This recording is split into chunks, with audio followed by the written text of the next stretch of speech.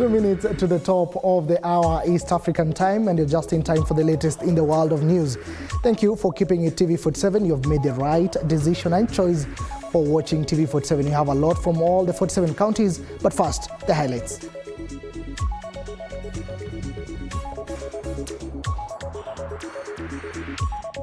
Safety of animal products compromised as a result of widespread livestock theft and handling of stolen meat in 12 counties. Pressure mounts on President William Ruto to reappoint certain elements of the previous cabinet, even as other areas of the country decry alleged neglect by Ruto in government appointments. Tunasema uangalie mmoja watu sisi oweke nafasi, sababu watu wa Bungoma wachapata nafasi yoyote kama wanachama wa UDA. Na hao ndio walikupigia kura, wakapata kura nyingi sana hapa Bungoma.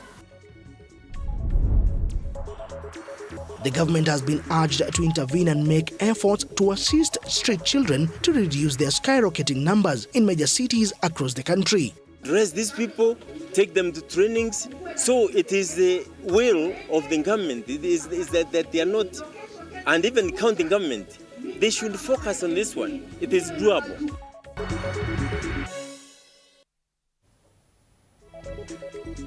Once again, good afternoon. Welcome on board. This is TV47 News Now. My name is Moigi William with the latest from across the 47 counties that will place you ahead of the curve. Starting off, Bungoma County UDA officials have decried negligence, stating that they have been left in the cold despite pushing hard for the Kenya Kwanza government. Speaking at UDA Kandoi offices, the officials, led by the chairperson Moses Sikuta, asked to be considered when appointing the next batch of cabinet secretaries. They further asked the Gen Z to stop the ongoing protest in the country.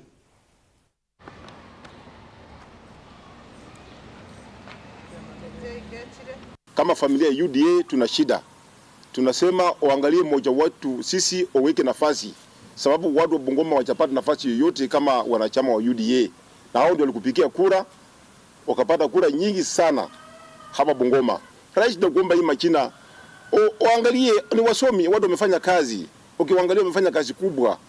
Kama huyu Kakaya amefanya kazi ya KRA. Wakati ulianza siasa Bungoma, ulikuwa ukikanyaga Bungoma, umekanyaga nyumbani. Na wewe ulijua, kina mama walikushangilia, vijana walikushangilia. Hata wale wengine wenye walikuja baadaye kukuja ati sijui wanakusupport, walijua ground ilikuwa imegeuka, iko kwako. Lakini tunaona kwamba haujatukumbuka, hasa wa mama wa Bungoma. UDA ilikuwa na wachama zaidi ya 1,300 katika kaunti ya Bungoma. Zile kura ambazo rais ulipata Bungoma ni 2,265, kumaanisha ya kwamba wanachama wa chama cha UDA walipiga kura karibu 80% kaunti ya Bungoma kuchagua kuwa rais. Let us shift gears to matters health, where the Ministry of Health is finalizing a standardization bill, also known as the Quality of Care Bill, expected to fill gaps in the healthcare outcomes, in line with the ambition to achieve zero preventable patient mortalities. According to Dr. Kigen Bartilol, Director of Health Standards, Quality Assurance Regulations in the State Department of Public Health and Professional Standards at the Ministry of Health, the new law will ensure that public and private health facilities across the country adhere to certified service delivery standards. The bill envisages hospital facilities instilling a culture to enable self-assessment and comply with assessment by peers and external assessors, including health insurance, county departments of health, the Ministry of Health, regulators and certification bodies. In Kenya, our focus is really on developing a quality of care framework. This has been worked on, the ministry has worked with partners and is actually in place. In the process of developing this quality of care framework, we realize that now we really need to have a law to emphasize on the quality of care. So this law we are looking at will look at several things. One, the facilities themselves. Do you have the infrastructure that is required for you to deliver the services you are delivering? If you're at level 4, if you're at level 5, that's the level of care of hospital, or level 6, which is a referral hospital. Do you have the facilities, the infrastructure for you to deliver that practice? Do you have the staffing norms? In low and middle income countries, up to 60% of the deaths are because of poor quality care. And when we come to maternal health, like mothers dying during delivery, when we compare to the high income countries to our countries, we have almost 80% of all the deaths.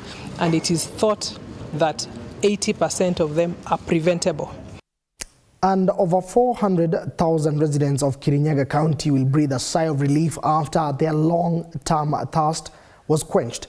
This came after Kirogoya Kutu's bulk water project that costed over 1 billion came into completion, ending the challenge of water rationing and consumption of unclean water within the community.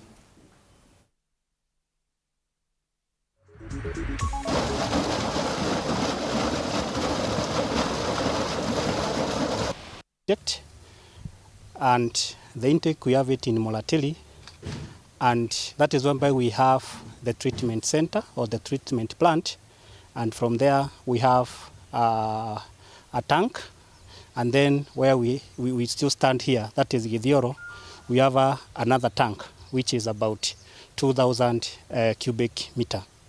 The project, it is supplying 30,000 cubic meter per day, which is a lot of water.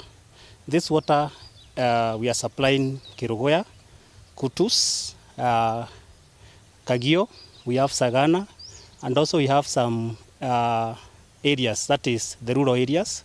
Maji imeweza kuongezeka, maji imekuwa mingi. Kitambo tulikuwa na shida ya maji. Tulikuwa tunakunywa maji na kitu inaitangwa rationing, unapata tunakunywa maji siku 2, 3 ama hata tunakosa. Lakini sasa hii maji ni mingi kuanzia hii mradi anzie, and tunashukuru sana. Sasa tunaweza kupata maji masafi. Si kama pale mbeleni maji yalikuwa yanakuja yakiwa na matope. Maji yalikuwa yanakuja machafu na mara mingi pia kupotea. Na hali kama hii ilikuwa inafanya sisi kama wakazi wa Kirogoya tusikiwe na raha. Elsewhere, the central and county governments have been urged to support in the construction of different places to preserve ancient tools to develop the culture of different communities in the country, which continues to decline, especially for the current generation. Speaking in Apokor village, that is Busia County, the Iteso community leader Frederick Adungo said that they are disappointed by how the traditions and cultures of different communities in the country are dying. However, Adungo called on the elderly who are of understanding the traditions and customs of their communities so that they can share their knowledge with the young people. Yule ambaye anatoroka mila ni kama ule muti ambao unakuwa bila mizizi, ukiguzwa kidogo na baridi ama upepo si utaanguka. Ndiposa sasa tunahimiza vijana ambao tunakuza wajue mambo ya mila na tamaduni za jamii yao ambao wanatoka. Ni kweli kwamba mila zetu zinaenda kupotea, na kupotea kwa mila ndio inaleta tabia mbaya, tabia ambayo haijengi ujamii. Ndipo hasa Iteso Cultural Union ikiongoza na His Royal Highness Amor Papa Kiteso, tunaweka nguvu sana kwa watoto wetu wajue mila na desturi ya Wateso, na tunaomba county governments Kenya mzima siunge hiyo maneno mzuri, iweke mkazo kabisa watoto wajue mila, because tunaambiwa mkosa mila ni mtumwa. Indeed, mkosa mila ni mtumwa. In other news, the government has been urged to intervene and make efforts to assist street children to reduce their skyrocketing numbers in major cities across the country. Speaking at a charity event aimed to donate food and clothing to these children, the well-wishers from various sectors have also called on parents to take up responsibility for the proper upbringing of their children and ensure safe environments for families, where also they noted that some children flee to the streets to escape various forms of abuse. They have urged the government to implement effective strategies focusing on benefiting the children. Toina pariwa kurara. Tunarara tu nje. Sana hukuwa na baridi. Mtoto hata anakonjeka, tunaenda usiku, hata usiku huko si. Ataenda wapi? Ataenda streets. So mimba ya kwanza italeta ya pili ya tatu. Before you know, msichana yuko miaka 23 na watoto wangapi? You understand? Haizi kujikinga as long as hana protection ya mama na baba ama wazazi kwa streets. It's a very big place. Haizi kujikinga, mimba is inevitable. Ndo maana anasema family unit, to strengthen family unit. Wanawake kujeni, let's sit down, let's see how we can help prevent.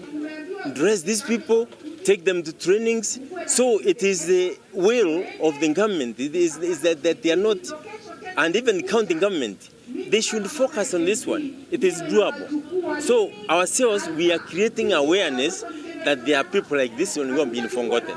So the point of closing the homes is not the solution.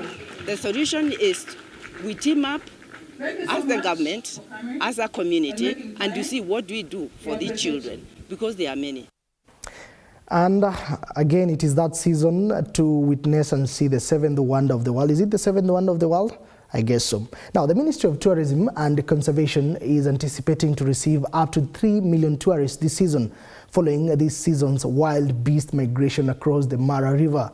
Speaking at a tree planting session at Ole Tipis Girls National School in Narok County, the Director General of Tourism Regulation Authority, that is Norbert Talam, emphasized that the future of tourism lies with the schools. As such, Talam urged schools nationwide to participate in the conservation efforts through tree planting in order to reach the government's 2030 target of 15 billion trees. We didn't visit the Ole Tipis Girls company. We're here at Ole Tipis Girls Secondary School to continue the Tourist Adopt a Tree initiative and also a Child Adopt a Tree initiative. A country, we have a target of 3 million tourists this year. As at end of June, we had already received 1 million and a figure of 1.1 million tourists, and we are very hopeful. We have seen the tourism sector is becoming very busy as we start this high season, and that will be a very good boost to our economy, and is going to be a very good boost to our forex as a country. And we are very hopeful that with this partnership and showing our girls that conserving, planting or growing trees will go in hand with conserving our environment, which go in hand in improving tourism in the country. So we urge all our schools in the country, all over the country, to join hands with the government intention of planting 15 billion trees. Away from that, the Nyandarua County Nyakenywa Dumo Women's Caucus has appealed to President William Ruto to reinstate Moses Kuria as a cabinet secretary. Speaking in Olkalau Town, Nyandarua County, the women emphasized the need for President Ruto to acknowledge Moses Kuria's achievements during his 2-year tenure as cabinet secretary. They anticipate that the president will soon appoint the remaining cabinet secretaries, urging for Kuria's consideration. Tuko na ushungu sisi kama Nyakenywa Dumo juu ya mtu wetu Moses Kuria. Sisi tunajua kazi yenye alikuwa anafanya. Watoto wetu hapa walikuwa wameshukuriwa na talanta sawa hapa sawa mpira. Na tunajua isipokuwa ni yeye, watoto wetu wangekuwa kwa bagi, kwa pombe, kwa nini. Sasa tunasaka kuambia president wetu, tunakupenda, turudishie Moses Kuria.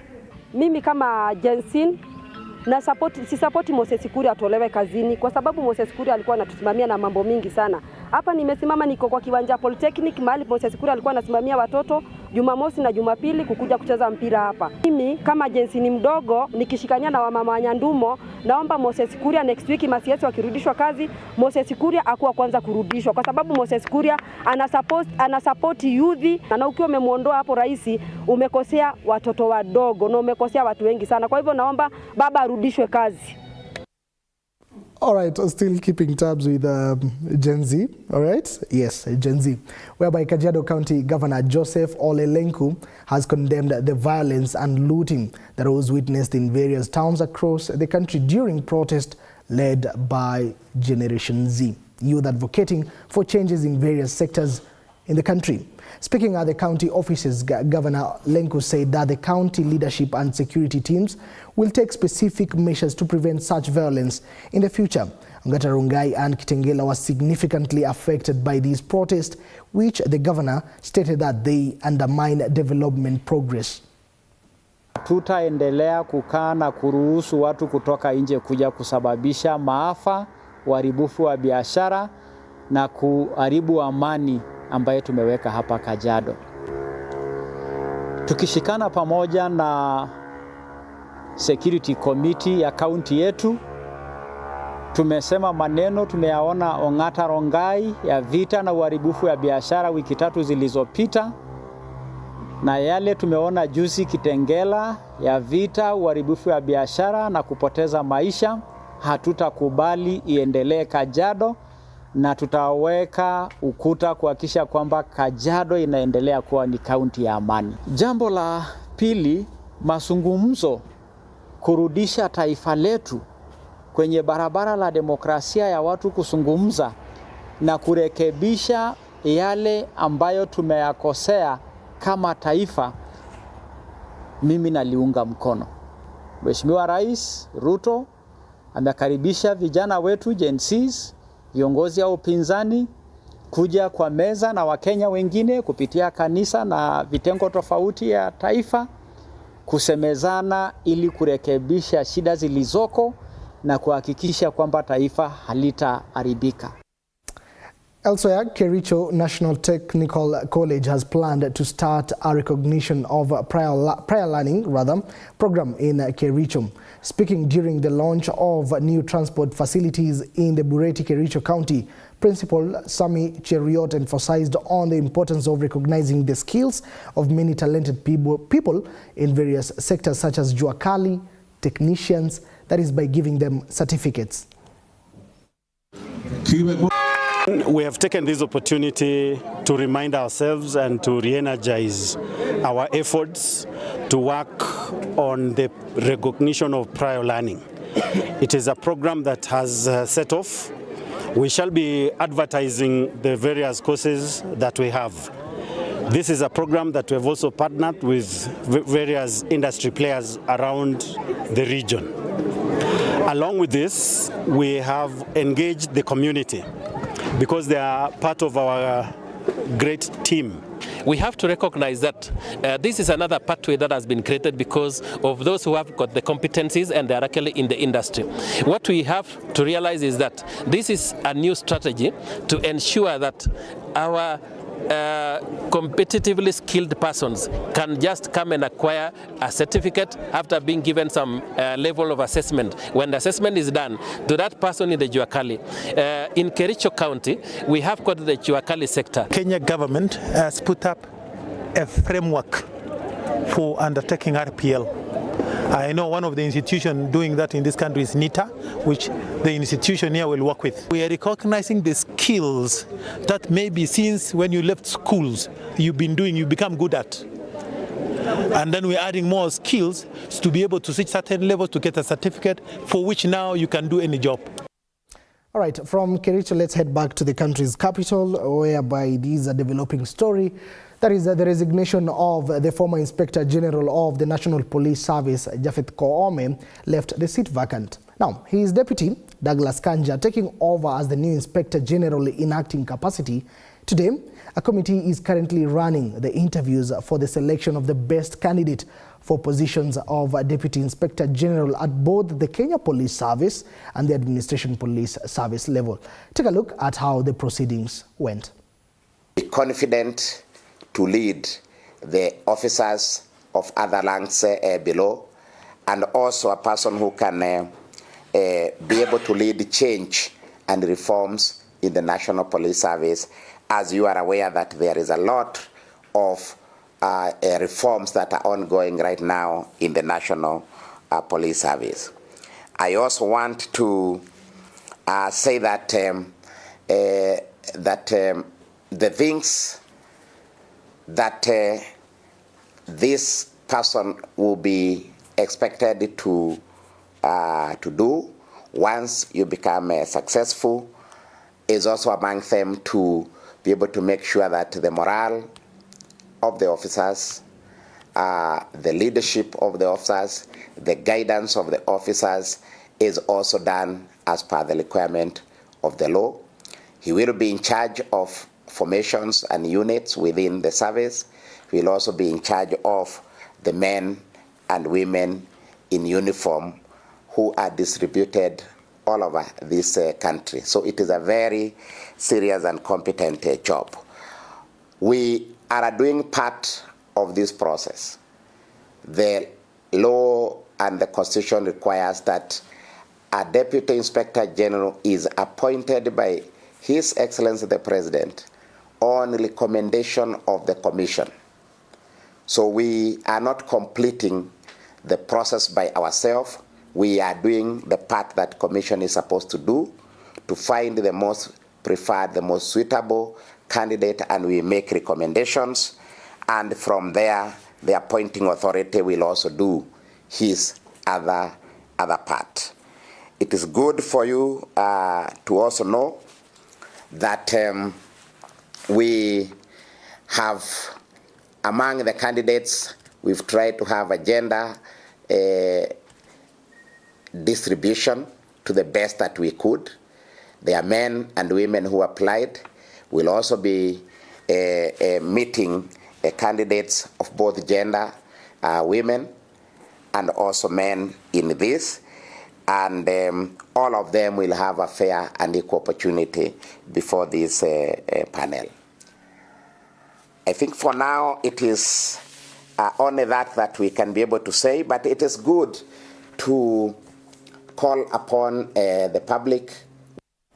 All right, the interviews are still ongoing. 8 candidates have been shortlisted by the National Police Service Commission, and we'll still keep tabs on that particular story. More details in our subsequent bulletin. Now, a high-level multi-agency security team workshop on rapid response initiative midterm review on enforcement of existing rules and regulations in the livestock sector in the country was held today in Naivasha amid intense banditry and deaths orchestrated by perpetrators in the North Rift region.